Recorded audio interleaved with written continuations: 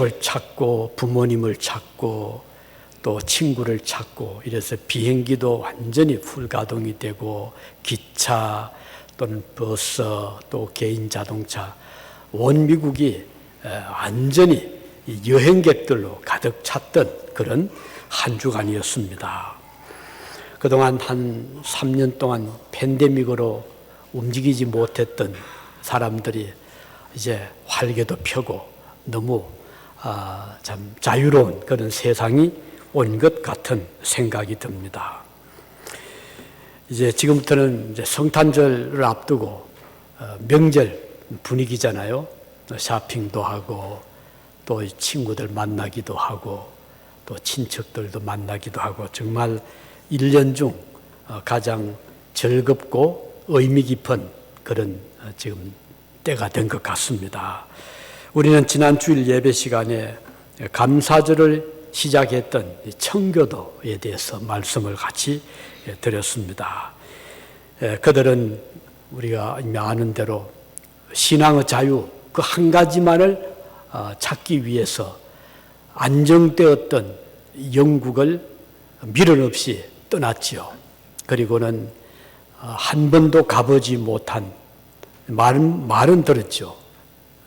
신대륙 미국 땅으로 100여 명의 청교도들이 180톤 되는 작은 배를 타고 건너왔던 이것이 이제 미국의 시작이 되었습니다. 그 여정은 참 어려웠잖아요. 예기치 못한 태풍도 몰아닥쳐서 배 안에서 견디다 못해 죽은 사람도 있었고 또 그 중에 함께 그 배를 탔던 여자분들이 있었거든요. 물론 가족이겠죠. 그런데 몇 사람이 그 배가 막 움직일 때 물에 빠졌던 일이 있었고 그래서 급히 이제 건져내기도 했고 또 한 가지는 해산이 있었어요. 배 안에서 신생아가 출생을 했습니다. 이런 과정을 겪으면서 그들이 무사히 미국 땅 해안까지 이제 동부 해안까지 접안을 하게 되었습니다. 그렇지만 또 이미 미국 땅은 인디언들이 자리를 잡고 있었기 때문에 만만하지 않았죠. 그래서 처음에 접안을 시도했는데 인디언들이 반대를 해서 내리질 못하고 그래서 그 해안가를 많이 이렇게 오르락내리락 했습니다. 그런 중에 이제 아주 마음 좋은 인디언들이 마치 그들을 환영을 해 주어서 무사히 배를 접안하고 이제 내릴 수가 있었던 그런 일이 바로 추수감사절의 역사입니다. 이들은 그 어려운 중에서도 한 사람도 돌아가자 한 사람이 없었어요. 끝까지 버티면서 서로 격려해주고 함께 가족같이 왔던 청교도가 세상을 떠날 때 눈물참겨운 그런 이별을 서로 나누고 이제 그렇게 해서 정착하는데 하나님을 원망하지를 않았습니다. 그들은 7가지 감사를 드렸다고 하네요. 7가지 감사가 뭔가? 첫째는 180톤 밖에 되지 않는 적은 배에 이렇게 많은 사람이 타고 왔지만 무사하게 오게 해 주신 것을 감사했습니다. 두 번째는 그 배가 요즘처럼 빠르질 못하고 시속 2마일 느릿느릿 했거든요. 그 두 번은 이제 돛담배니까 시속 2마일의 느린 항해였지만 100여일이 넘도록 바다에 떠 있을 수 있게 해 주셔서 감사합니다. 세 번째는 항해 중에 죽은 사람도 있었지만 또 새 생명이 태어나게 해 주신 것을 감사합니다. 네 번째는 폭풍으로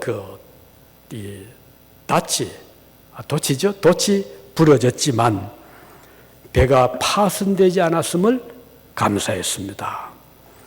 다섯 번째는 여성들 몇 분이 파도에 밀려 바다에 빠졌지만 무사히 구출하게 해주셔서 감사합니다. 여섯째는 인디언들의 반대로 상륙지를 찾지 못해 한 달을 해안가를 방황을 했지만 호의적인 인디언들을 만나서 육지에 내릴 수 있게 되어서 감사합니다. 일곱 번째는 고통스러운 3개월 항해 중 한 사람도 돌아가자는 사람이 없었음을 감사합니다. 이렇게 그들은 7가지의 감사를 조목조목 들면서 하나님께 감사했다고 합니다. 그들은 고난 중에서도 하나님 앞에 감사를 할 수 있었었죠. 오늘 같이 읽은 이 데살로니가전서 2장에 보면 바울 사도의 감사의 고백이 나옵니다. 13절이죠.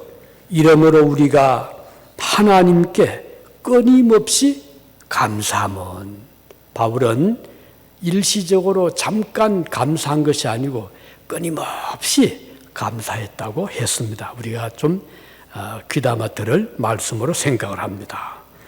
이 편지를 보낸 교회는 데살로니가 교회잖아요. 바울 사도가 이 교회를 세웠습니다. 그리고는 이제 떠난 다음에 바울은 고린도라는 곳에서 이 교회 편지를 보낸 것이 이 데살로니가 서신이거든요. 그런데 우리가 아는 대로 이 데살로니가 오기 전에 그들은 빌립보 성에 먼저 도착을 했거든요. 빌립보 성에 도착을 해서 그곳에서 자주장사 루디아를 만나고 복음을 전했죠. 그러다가 감옥에 갇힌 일이 그곳에 있었습니다. 고생을 했지만 도망치다시피 해서 다시 온 곳이 이 데살로니가라는 곳이었어요. 그런데 데살로니가 왔더니 이것은 생각보다는 사람들이 굉장히 개방적이고 바울 사도의 말을 무조건 반대하지 않고, 특히 이방인들, 로마인들이 많았잖아요.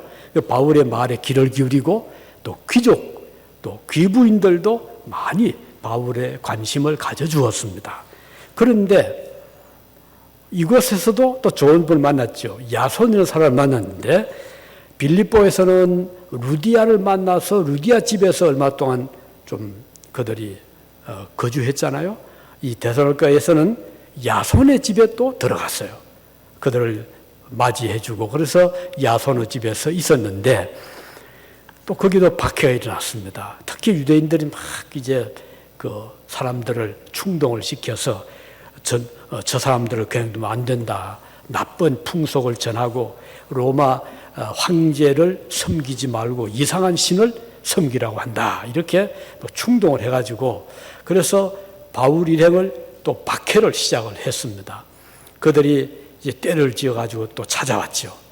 와서는 바울을 일행을 끌어내라 협박을 하고, 마침 그때 바울은 이미 피신을 했거든요. 그랬더니 야손을 붙잡고 그 집에 있는 사람들을 다 잡아가지고는 관가에다가 업장에다가 가서 고소를 했어요.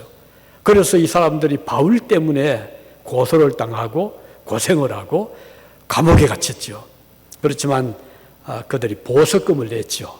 이제 보석금을, 돈을 주고 무사히 나오긴 했지만 이런 일이 이 데살로니가에서 있었습니다. 이걸 바울이 다 알고 있었잖아요. 그런 일을 바울이 겪으면서 고린도에서 이 편지를 쓴 것이 데살로니가서입니다.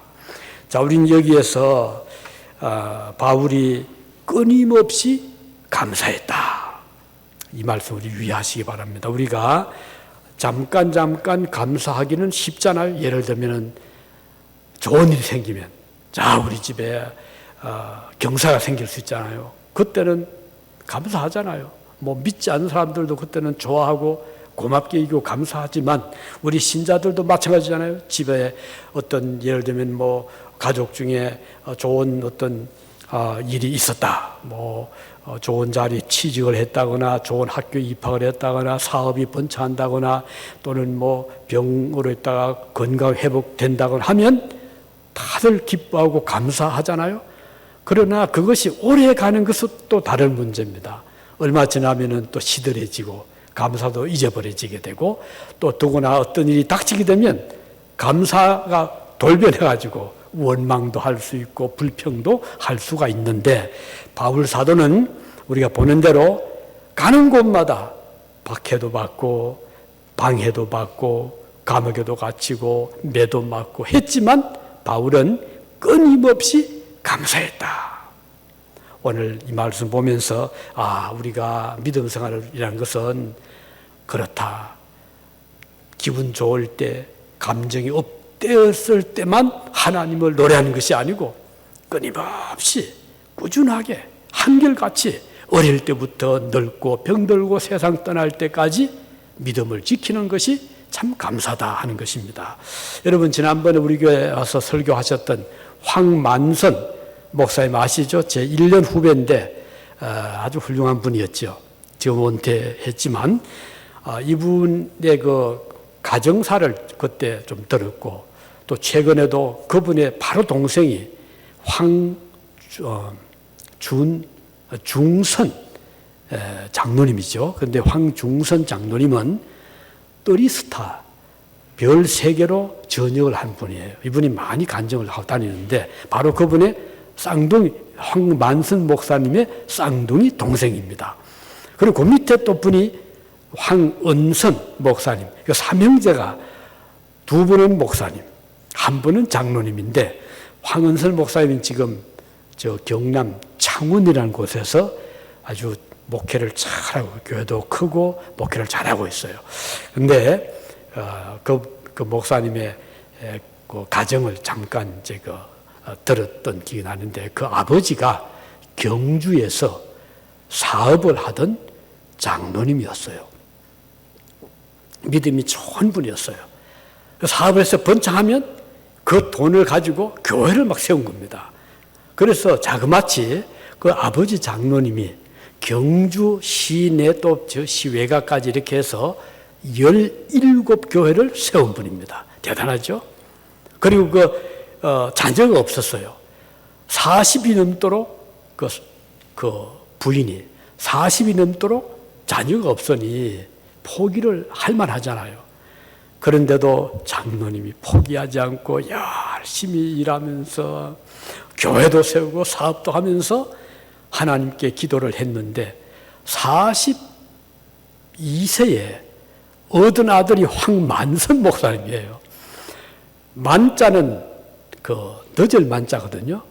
그 만조 할 때 좀 그래서 이름을 너뚱이를 해가지고 이름을 만선을 지었고, 하나님께서는 아들을 얻자 20분 후에 아들이 또 나온 거예요. 쌍둥이. 그래서 2번째 아들이 다시 2번째 돼가지고 거듭 얻어돼가지고 중선, 우리 중생할 때 그 거듭 날 중자거든요. 그 중선 이름을, 그 중선 씨가 또리스타 장군으로 그 나라 우리 조국을 섬긴 아주 믿음 좋은 분이에요. 그리고 이제 45세 때 그 부인이 하나님의 아들을 또 주신 거예요. 그 아들이 이번에 은혜를 주셨다 해가지고 은선으로 지은 이제 그런 일이 있었습니다.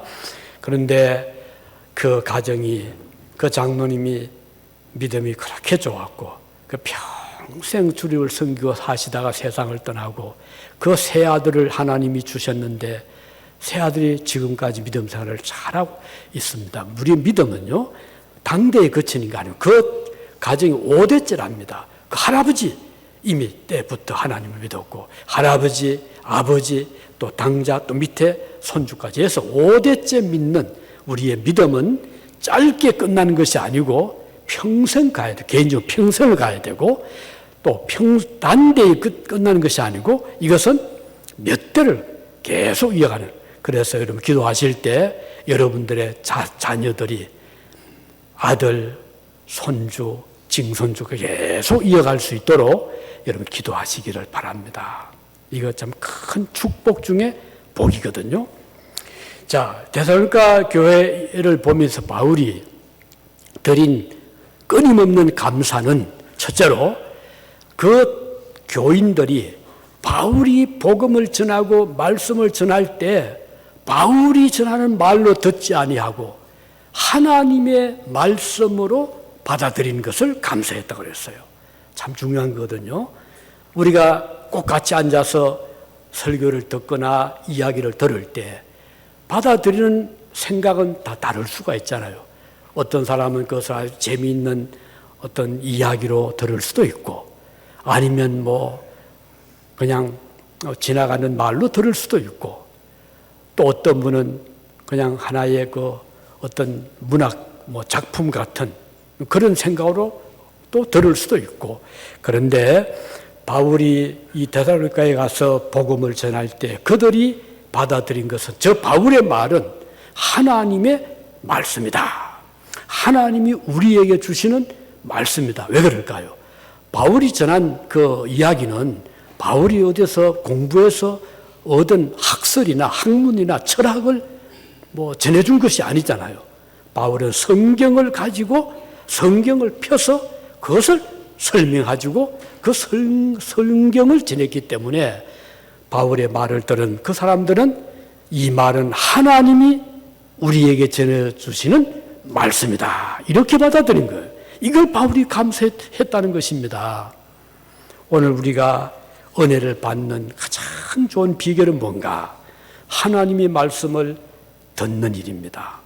그런데 이 말씀은 어떤 사람들은 그냥 하나님 제 귀에 들려주십시오 이렇게 기도할 수도 있잖아요. 어떤 사람은 또 하나님 꿈속에서 나타나서 저에게 전해주십시오 할 수도 있고.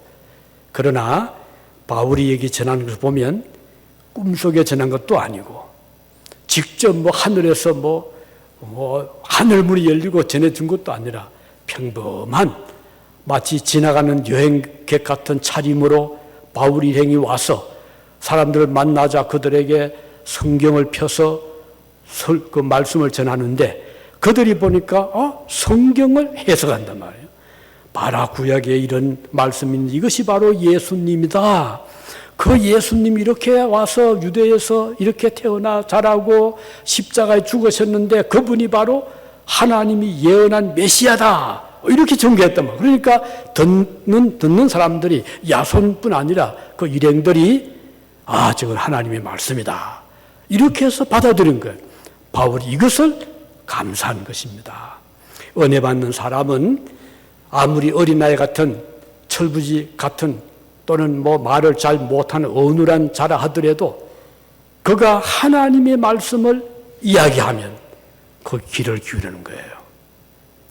자기 이야기도 아니고 어떤 학문도 아니고 또 요즘 어떤 이론, 경제 이론이나 정치 이론도 아니고 성경을 가지고 딱 풀이해 주니까 그 말이 전해주는 자가 한 번도 못 본 나그네든 유대인이든 아니면 어린 아이든 할 것 없이 그 말씀을 듣는 자의 자세는 매우 중요한데, 이 데살로니가 교인들은 바울이 말씀을 전할 때 하나님 말씀으로 받아들였다.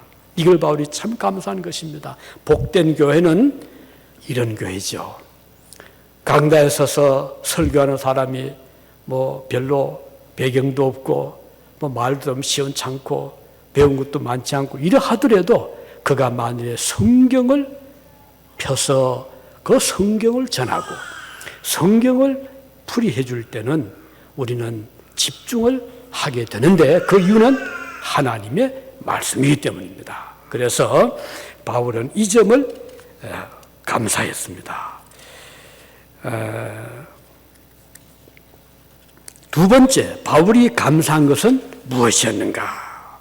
두 번째는 하나님의 말씀이 그 교인들의 마음에 이제 귀에 이렇게 들어갔잖아요. 딱 이렇게 마치 화살이 탁탁 관역을 맞추듯이 하나님의 말씀이 그들의 마음에 탁탁 이렇게 꽂혔어요. 그랬는데 여기에 그친 것이 아니고 그 말씀을 들은 자들 속에서 역사를 하는 거예요. 살아서 움직인 겁니다. 아주 활동을 한 겁니다. 그러니까 그동안 아무렇게나 살아오던 사람들이 하나님께서 이렇게 살라고 하셨다. 하나님께서 우리에게 천국이 있다고 하셨다. 우리로 하여금 의롭게 살라고 하셨다. 선하게 살라고 하셨다. 이런 말씀이 그들의 마음을 변화시킨 거예요. 그러니까 삶이 막 변화가 되는 거예요. 이걸 바울이 직접 목격도 했지만 소식을 들은 거예요.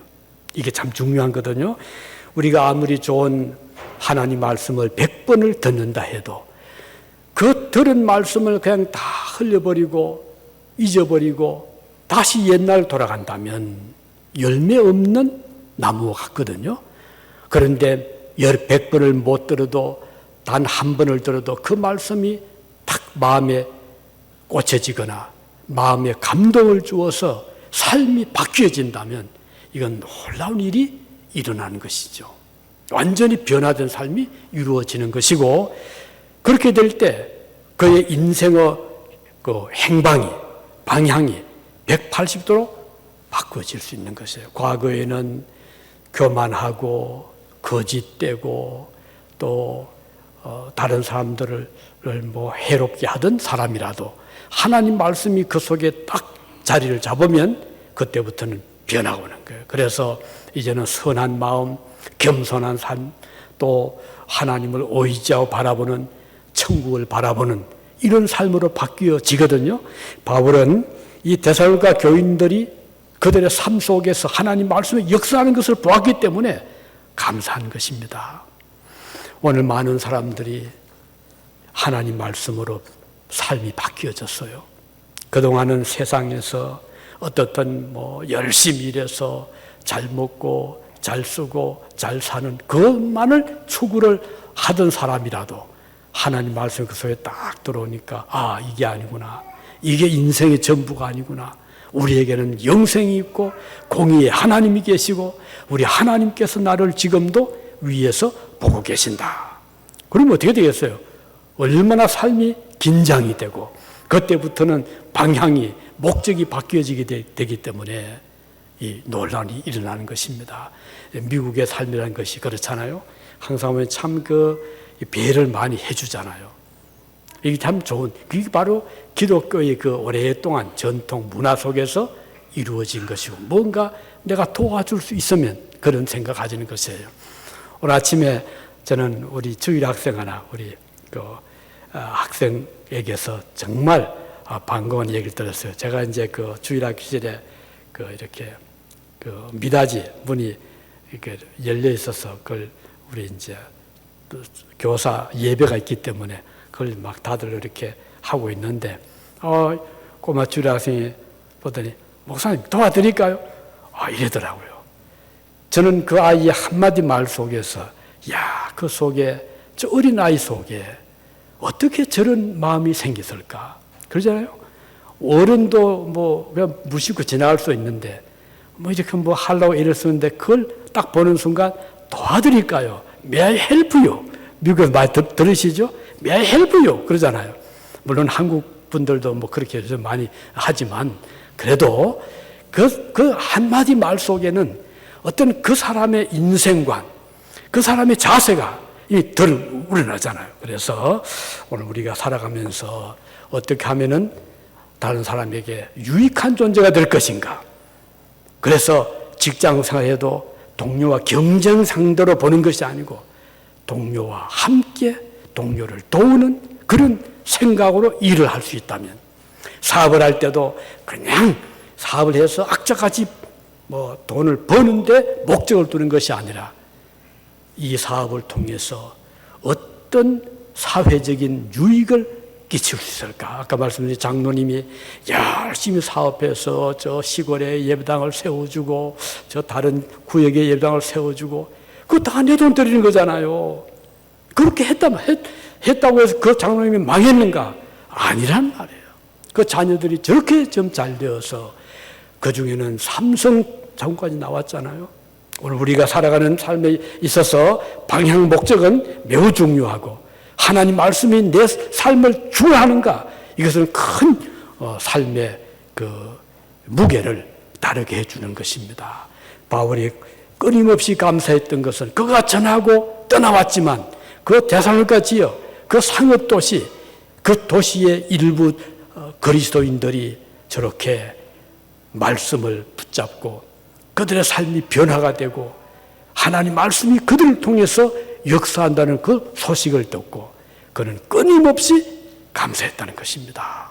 오늘 우리 중앙교회가 이렇게 세워져서 그냥 뭐 교회 뭐 세워졌으니 이렇게 생각하지 마시고 이 교회를 통해서 끊임없이 하나님 말씀이 역사하는 이런 축복이 함께 하기를 바라는 것입니다. 어제 저는 카톡을 받았는데 유소리 아시죠? 지금 저 아프리카 선교 살고 계신 그분의 아들이 여기에 어릴 때 좀 있었잖아요. 근데 지금은 저 메릴랜드 거기서 지금 대학교 다니고 있는데 얼마 전에 갑자기 몸이 아프고 쓰러져 가지고 그래서 뭐 급히 이제 응급실로 가고 이제 그래서 그 부모에게 그 연락이 갔어요. 에집트에 있는 그 선교사님께. 그 선교사님이 다급하니까 저한테까지 연락을 했더라고요. 그래서 우리 아들이 지금 쓰러졌는데 기도 좀 부탁합니다. 아마 그동안 공부하느라고 너무 이 아르바이트도 하고 공부도 하고 또 주일 되면 교회에서 밤늦도록 일도 하고 이런저런 제대로 먹지도 못하고 그래서 아마 좀 과로했나 봅니다. 그 연락이 왔었어요. 그래서 그때 저희 교회에서 급하게 그러냐고 우리가 조금이지만 1,000불을 그때 보냈거든요. 그래서 어제 그 온 카톡에 목사님 지금 많이 회복이 되었고 제가 어려울 때 유진 중앙교회에서 이렇게 도와주고 또 편지까지 보내주셔서 너무 감사합니다. 이런 그 연락이 왔더라고요. 저는 그걸 받으면 사실 뭐 1,000불이 크다면 크고 적다면 적은 돈이지만 한 젊은이의 용기를 주었고 그에게 힘을 주었다는 저는 너무 감사했어요. 오늘 살아갈 때 나로 인해서 주변의 사람들이 위로가 되고 힘이 되고 또 희망을 가질 수 있다면 참 귀한 일이잖아요. 이 바울이 끊임없이 감사했던 것은 그가 전한 하나님의 말씀이 데살로니가 교인들의 마음을 움직여 역사해서 살아 역사한 것을 감사했다는 것입니다. 세 번째 바울이 감사한 것은 이 데살로니가 교회 성도들이 저 유대에 있는 교회들을 본받아서 고난을 받으면서도 믿음 지킨 것을 감사했습니다. 유대의 교회로 한 대표적인 교회가 예루살렘 교회가 아니겠습니까? 예루살렘에 세워진 그 교회가 참 핍박이 많았잖아요. 그래서 사도들도 감옥에 들어가고 복음 뭐 이런 예수를 다시는 전하지 말아라. 왜냐하면 그 예루살렘은 정통적인 유대 교회의 그 본거지잖아요. 그리고 거기에 제사장, 대제사장, 뭐 바리새인, 율법사들 가득 찬 그곳에서 그들이 정죄하고 십자가에 못 박은 그 예수를 증거하니까 누가 좋아하겠어요? 그러니까 제자들이 나타나면 그냥 체포를 하고 이랬거든요. 그럼에도 불구하고 예수님의 제자들은 감옥에서 나오면 또 전도한 거예요. 박해를 받으면서 이거를 본받고 이 데살로니가 교회 교인들도 고난 중에서도 그들이 인내하면서 믿음을 지킨 것을 보고 바울이 끊임없이 감사한 것입니다. 여러분 우리가 믿음 생활을 하면 어떤 삶을 하죠? 믿음 생활하면 만사형통하고 어려움도 없고 평안하고 사업도 잘 되고 병도 떠나고 건강하고 이제 그런 이제 전도 참 많이 전하잖아요. 물론 그런 면도 아주 없는 건 아닙니다. 하나님께 기도하면 하나님이 병도 고쳐주시지요. 능치 못하심이 없잖아요. 하나님이 못하시면 뭐가 있겠어요. 귀신도 쫓아내고 안 넣어도 되게 하시고 그런 일도 우리가 많이 겪잖아요. 그렇지만 그거는 한 부분에 불과하고 전체를 보면 하나님을 위해서 고난을 받는 일이 아주 많습니다. 믿음을 지키기 위해서 어떤 때는 불이익을 당하기도 하고 비난받기도 하고 인내를 해야 될 때가 많이 있잖아요. 그거 좀 싫다고 믿음을 떠나게 되면 믿음 잃고 말겠지요. 그런데 데살로니가 교인들은 고난을 받았어요. 예루살렘 교회를 본받으면서 이걸 바울이 소식을 들었잖아요. 들으면서 너무 기쁘고 감사했던 것입니다. 오늘 저 여러분들이 오늘 시대가 참 힘든 시대잖아요. 참 어려운 시대 아닙니까? 지금 뭐 사상적으로도 혼탁스럽고 정치적으로도 힘들고 종교적으로도 많이 어려움, 이런 좀 때잖아요. 경제적으로도 쉽지 않고 이런 때에 우리가 믿음을 지킨다는 것은 여간한 각오 없이는 쉽지가 않은 거예요. 많은 희생이 따라야 되고 헌신이 따라야 되거든요. 오늘 여러분이 여기 계시지만 다 바쁘신 분들이잖아요. 하실 일이 많잖아요. 집안에서는 집안대로, 바깥은 바깥대로, 직장은 직장대로, 사업은 사업대로 다 바쁜 분들이 이 자리를 지킨다는 거 쉬운 일이 아닙니다. 이것뿐인가요? 또 하나님의 일을 위해서 또 별도로 또 우리가 시간도 내기도 하고 물질을 드리기도 하고 재능을 드리기도 하고 이렇게 해서 믿음을 지켜나가잖아요. 그런데 이 데살로니가 교인들도 마찬가지였어요. 그런 핍박이 와도 그런 환난을 겪으면서도 그것 때문에 믿음을 저버리거나 또는 교회를 떠나지 않고 그들은 인내하면서 굳건하게 믿음을 지켜 나갔던 것입니다. 이 바울이 얼마나 기뻤겠어요. 바울이 기뻐했다는 것은 거기에 그친 것이 아니죠. 바울이 섬기는 하늘에 계신 하나님이 기뻐했다는 의미가 되는 것입니다. 오늘 저와 여러분들이 고난 중에서 믿음을 지켜나갈 때 하나님은 너무 기뻐하십니다. 하늘에서 얼마나 기뻐하시는지 모릅니다. 내 사랑하는 딸아, 내 사랑하는 아들아, 너 장하다. 내가 너와 함께 하노라. 우리 하나님이 순간순간 매일같이 이렇게 격려해 주시기 때문입니다. 오늘 다시 이제 말씀을 정리합니다. 바울 사도는 잠깐 좋을 때만 감사합니다 하는데 그치지 않았어요.